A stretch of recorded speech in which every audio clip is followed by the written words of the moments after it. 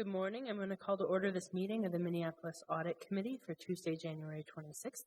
My name is Lene Palmisano, and I'm the chair of this committee. With me on the dais are the following committee members: Councilmember John Quincy, Park and Recreation, Commissioner Tab, Committee Member Tab is running late, but will be here, Vice Chair Mark Boyes, and Member Scott Neal.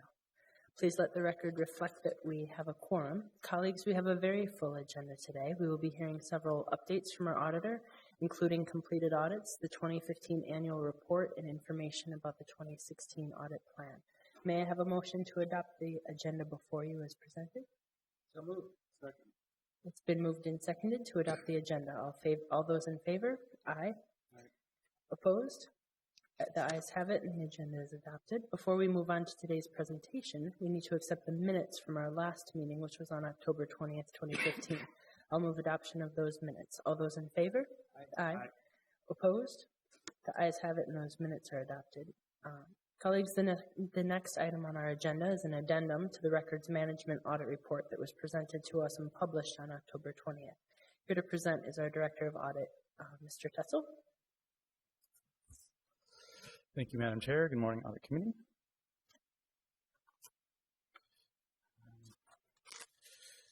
The audit team decided to perform some additional testing based on one of the findings in the records management audit that we presented at the October meeting. And so I wanted to quickly go over the results of that. The objective of this test was to understand the access controls around PeopleSoft HR. And so the original finding had misquantified the number of employees, and so we looked at it a different way to get a better sense of what was really going on with that. And so the approach that we took was looking at all employees that had terminated their employment with the city from January 1st to late November of 2015. And then we compared their date of termination to when their access to PeopleSoft HR was cut off. The challenge here, and some of the results aren't as conclusive as we'd like them to be, is that the control that HR has in place, and we can see that it's happening, changes someone's access to self-service only. That's the goal. When an employee leaves the city, we allow them 30 days to go into PeopleSoft HR and look at their personal information. It might be about their retirement funds. It might be about their benefits. It might be about their paycheck. It's called self-service. And the idea is after 30 days, then we cut that off. When we try to go back and audit that, we can't see what types of access they had before that. We can just see their last level of access. So it's hard to tell what their access was after they terminated unless they were not terminated when we pulled the data. When we pulled the data, all of the terminated employees' accounts were locked after that 30-day period. What we did find, there was over 1,300 terminations this year.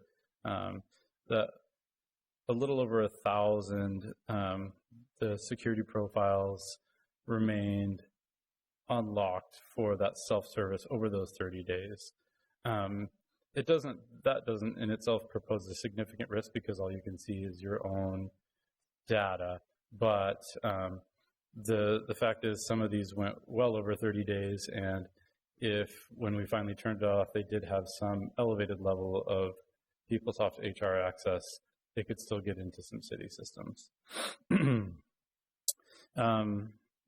Another thing is that we're currently not using logging when we're making some of these changes, and that's why we can't tell what level of access that someone had prior to the final access that they have recorded in the system. And so I wanted to actually draw this out because it might help to explain what's going on. Does this microphone work over here? Okay. So as you can see here, we have a little chronological display. The first chevron being the last date of employment. And here, what the goal is to limit their HR profile to that self-service. And then the next chevron is this HR profile lock. So we can tell that HR has a process to go in and look for profiles that have hit that 30-day mark, that self-service mark, 30 days after termination, and then completely lock that profile down. So if we call this day 0, ideally on day 0, we'd like to limit that profile to self-service. And then between or throughout the year, HR conducts this control. So it happens at various intervals. What we're seeing with the data that we looked at this year is that teams within the city aren't great at always getting this information, termination information, into the system or to HR. So what's happening is we'd like to see at day 30 that account locked, but this might be day 30, let's just say day 30 plus for example's sake. Someone might have gone in and realized, oh, you know, we had this employee that has left the city. Now we're going to enter their termination date.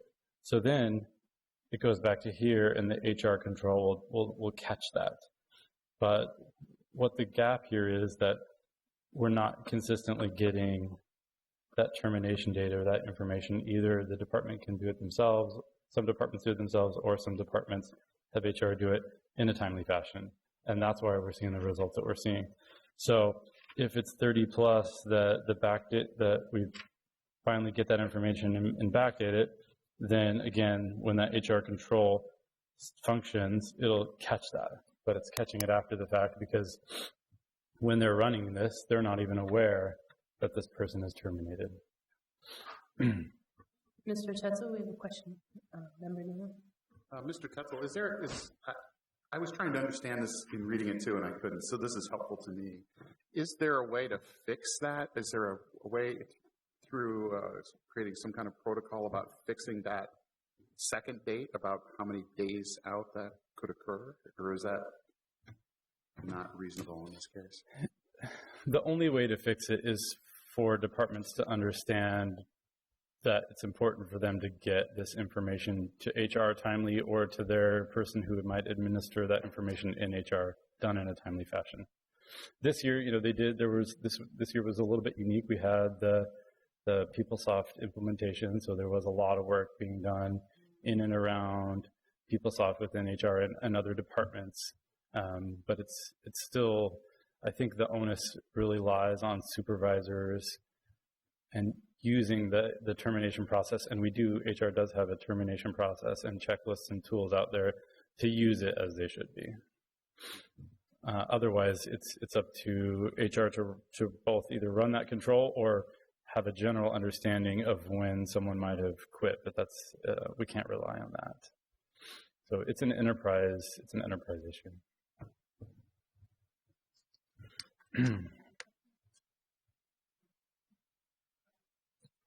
Member Tab.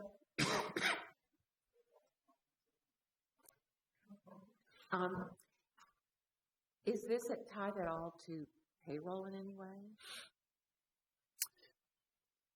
It shouldn't be, no. Okay, because I was just wondering if there was a way to sort of check a box if somebody was, this will be this person's last paycheck or something, so that, you know, you have to generally, I guess, fill something out for payroll, and if there was a way to tie something there. Council or Chair Palmisano, Commissioner Tab, there's a potential for that because we can see a weakness in that control there. There's a potential for an opportunity for that to happen. We'd have to do some specific testing and audit work to determine around payroll to determine whether or not people were paid beyond their last date of employment.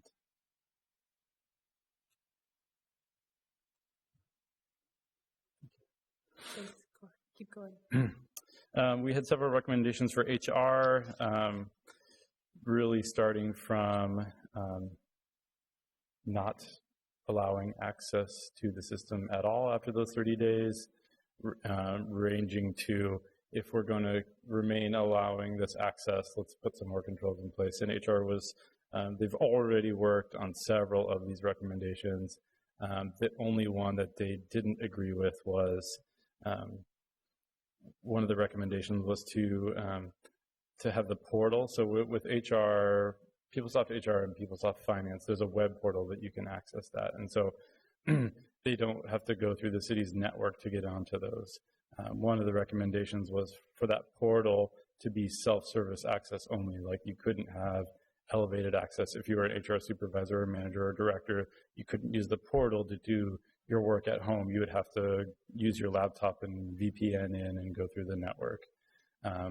They didn't agree with that recommendation, but all the rest that they did agree with.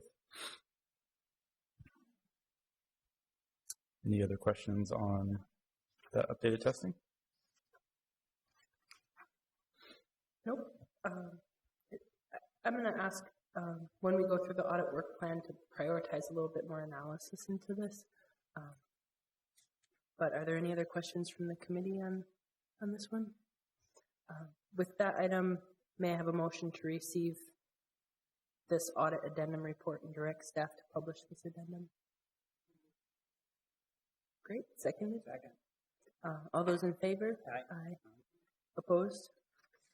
Thank you. This report will be received and staff will publish this addendum to the report. The next report on our agenda is the report on last year's audit of the city's human resource personnel file, maintenance and retention. Mr. Tetzel? Thank you. This audit came about when we were working on the records management audit, which was one of the large audits we did last year.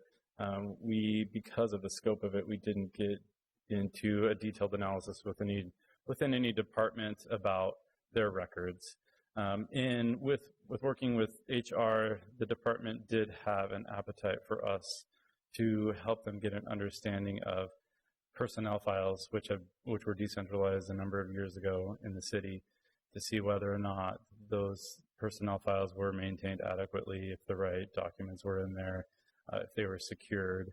And there's most employees, the vast majority of them also have a medical file if those were separate from the HR files and were also secured, because that has some very sensitive information in there.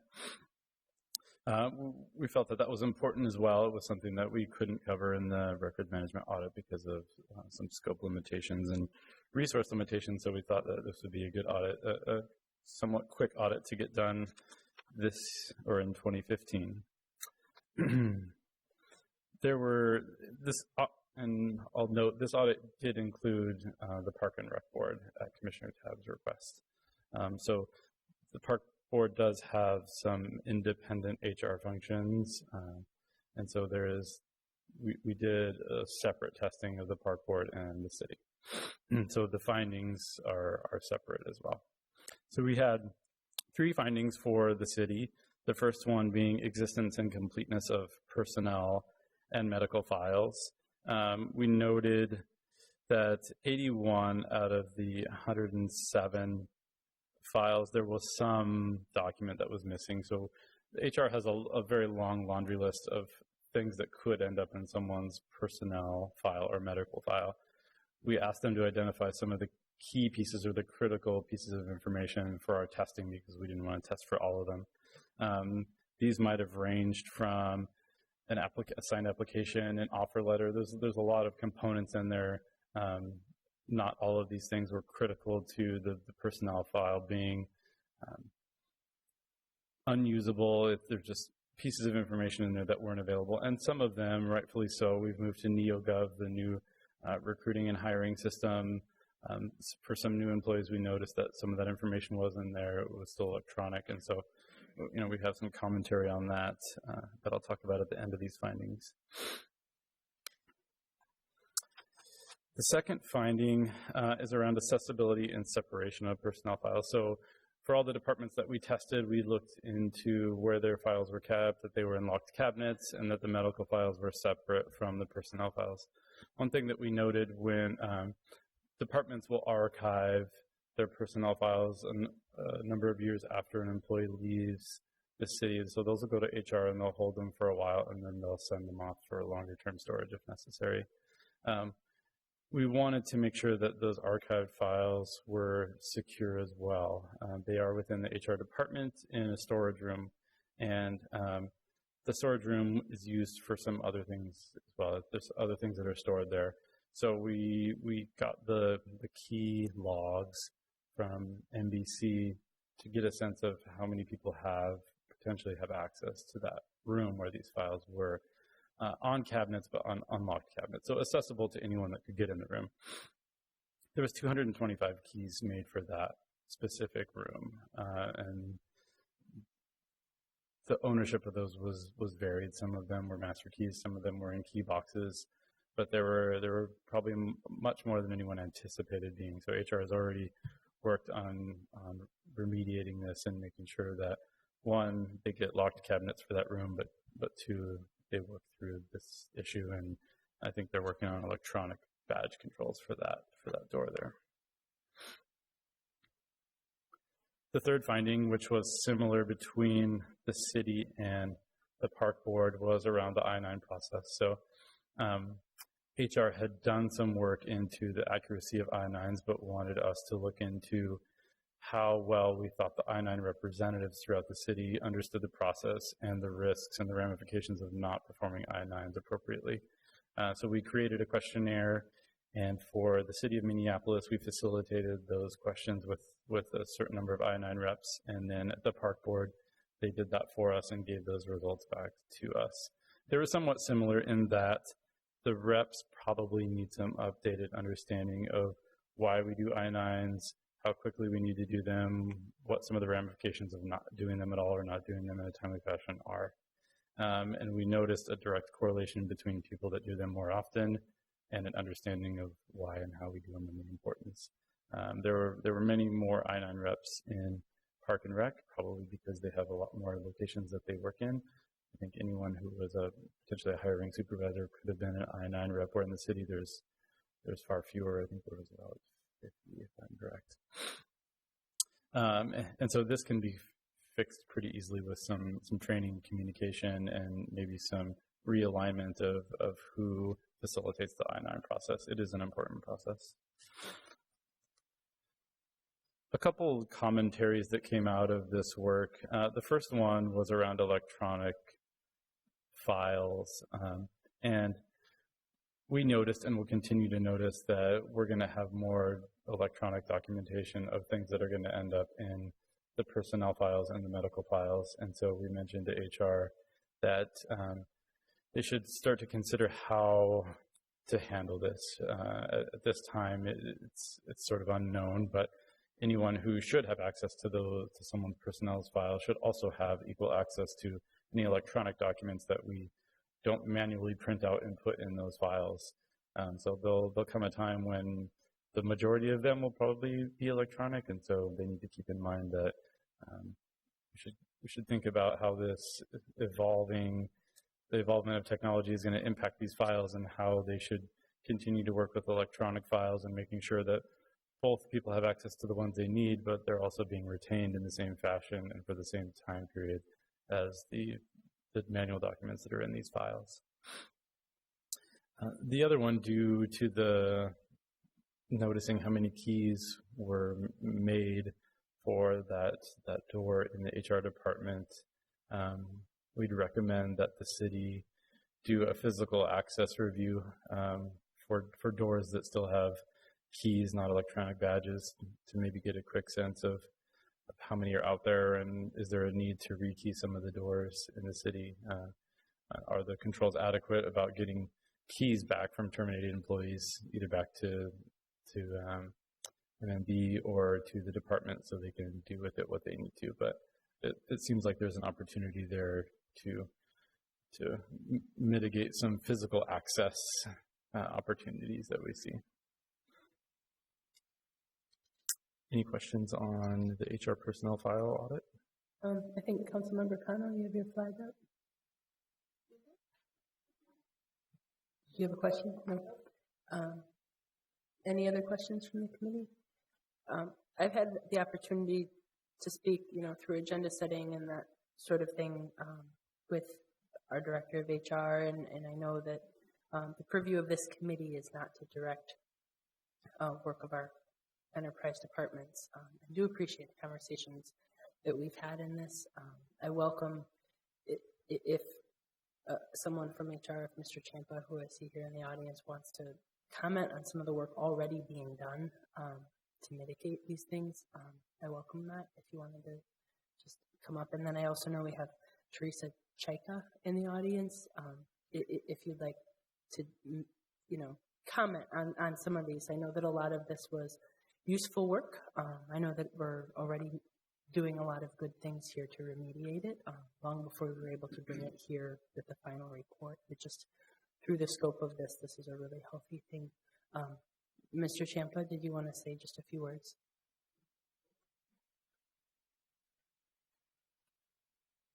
Yes, thank you. I'm Bill Champa from Human Resources. I'm a manager, and I'm here representing Chief HR Officer Patience Ferguson. And so, first of all, I want to thank the committee, and I want to thank Will Tetzel. This is a audit that we actually asked for, as he mentioned, and so this is very important information to us. Patience Ferguson has been with the city for 2 years, and this has been a big priority since she's been here, and we've been working on some of these, and this reaffirmed a lot of what we already thought we knew, but this was very reaffirming to us and quite helpful. So a couple of quick things of what we've been doing. The access to the room.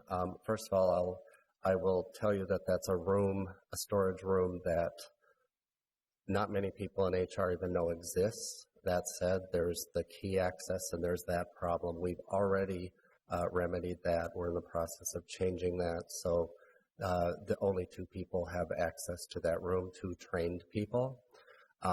In addition, we're working longer term on the card access so we know exactly who goes in and out of that room. And can audit that on an annual basis. So we're working on that. We're also working on locked file cabinets in that room.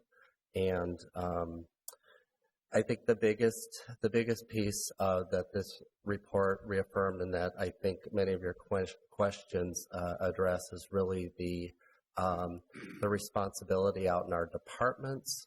We have a couple of different key personnel. This process is largely decentralized, the maintenance of personnel and medical files. So educating those folks, training those folks, and then holding them accountable is extremely important, and we're working on all 3 of those. We have we've designated an HR staff person to lead this work and to work with the departments to kind of tighten this up and clean this up. So I'd take any questions. Thank you. Any questions? No. Thank you. Ms. Chaika, did you want to come up and just say a few words about this engagement and your perspective on it? Commissioner Tabb, committee members, I appreciate you allowing me to come up. I appreciated that Commissioner Tabb invited us to be a part of this. It doesn't hurt to be checked on. We are separate from the city. You know, we work with them in HR on some things. Our file room and the I-9 process is separate. We have the luxury of having much smaller amounts of data, and it's in one spot. I can say that the security, what wasn't mentioned, is all the doors, in fact, 2 of them. We have we have smart cards. So that can be turned off instantly, which is nice that we can control who has access. We do our filing system is different, and we started about 8 years ago. The League of Minnesota Cities recommends we have separate files, and it's more efficient for us. And I know the city probably can't do that, but when a supervisor wants to come in because our people move around, they bid and they move around, and they want to see the performance. All we have to do is, as a small HR department, pull out that performance file. We don't have to go through the whole personnel file to pull it out. We find it really efficient. As far as the I-9s, to go back to our personnel files, we've had NeoGov much longer than the city did, which is the electronic hiring process. So ours applications were electronic much sooner than the city was. So I think that kind of got reflected in the audit. We didn't have them. They're electronic, whereas the city wasn't. For the I-9, we are looking to go back to E-Verify. We had E-Verify many years ago, and it was in conflict with the city. They had to stop because of the judges or something was coming on. And we had to stop it. But we're going back to it. We found we can do it separate from the city, and the city's doing it. We will retrain our supervisors. That was one of the recommendations. 2016 budget has a trainer coming on board, and that is one of our objectives, is to get our supervisors trained on everything up to date. So I appreciate you listening, and we look forward to being able to talk about the improvements we've made to our policies and the I-9 process. Thank you. Thank you for your interest and for seeking out internal audit to do this specific audit. This is a healthy process. We learn things, and the great thing is that as soon as we do, our departments take immediate action to fortify and correct our processes. So I'm glad about that. Super. Thank you.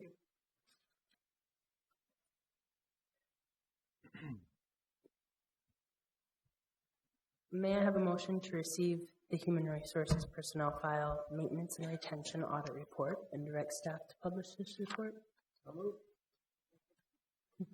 All those in favor? Aye. Opposed? The ayes have it, and the report will be received, and the staff will publish it. Next on our agenda is the Internal Audit Department's annual report for 2015, summarizing our 2015 audit plan and those results.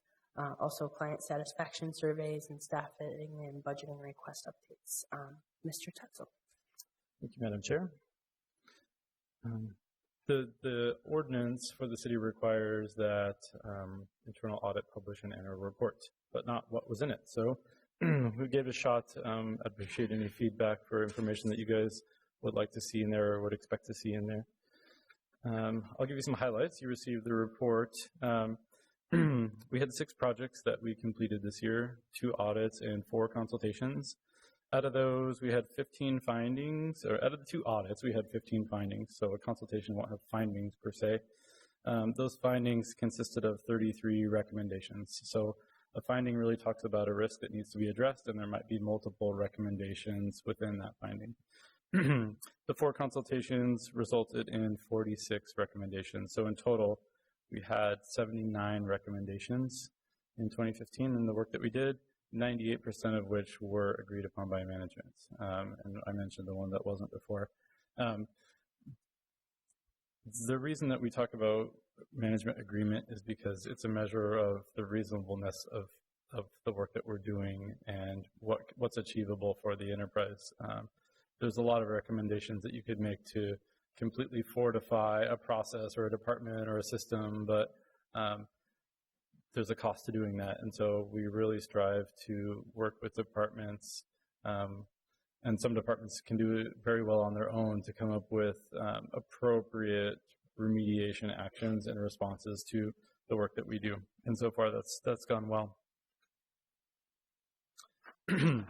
Follow-up is another key aspect of the work that internal audit does. With the findings that we have, without following up on them, the city would never know whether or not anything is changing. And so follow-up activity will continue to consume our time, and it'll probably gradually increase, hopefully to a plateau, and then we can keep it there.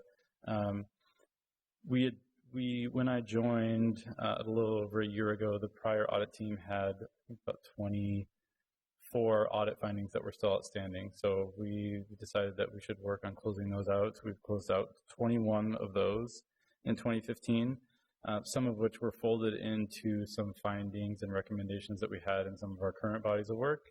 Some of them were folded into some of the state auditor findings that the finance department is working on. So rather than sort of double dip on some of that work, we found that there was some parallels between issues that the auditor had seen in the past and some of the things that are currently being worked on here in the future. So we made a note to aggregate those and close them out together.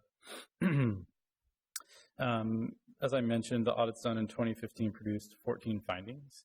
When we issue an audit report, management will respond to that report. Sometimes those responses will include a remediation plan and dates and such. Sometimes they don't, because they need to go back and figure out exactly how to do that.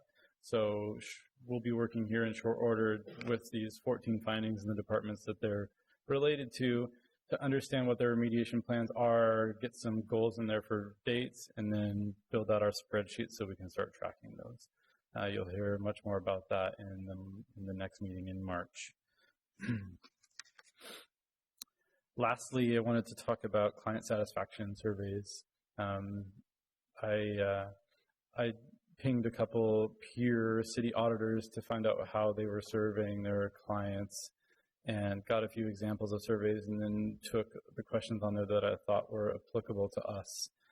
We tried to keep them pretty general, so we didn't elicit emotional responses. Most people don't enjoy being audited, and so we didn't want to let people take that out on us, but rather how well are we doing what we should be doing from a communication perspective, from a timing perspective. There are a few categories there. So audit planning, quality reporting, timing, communication, and recommendations. The survey results came in at an average of 82%, which I think is a decent balance. Too high, and I would question whether or not we're being too easy on people or not digging deep enough into some of the real issues. Too low, and we're probably not doing our job well enough or communicating well enough or creating hostile environments, so on and so forth. So I think 82 is a good spot to be there in that satisfaction survey. Mr. Tetzel, we have a question or comment from Mr. Oyes. Thank you, Madam Chair. I looked at the materials ahead of time. Really, I did. And I was wondering what bothered me about the 82%. And I'm just curious about the individual, the four components of that. Where are we stronger? Where are we, usually what my experience has been is when you get to the recommendations part, it goes, sort of lower, it would drag the aggregate down. Or would you say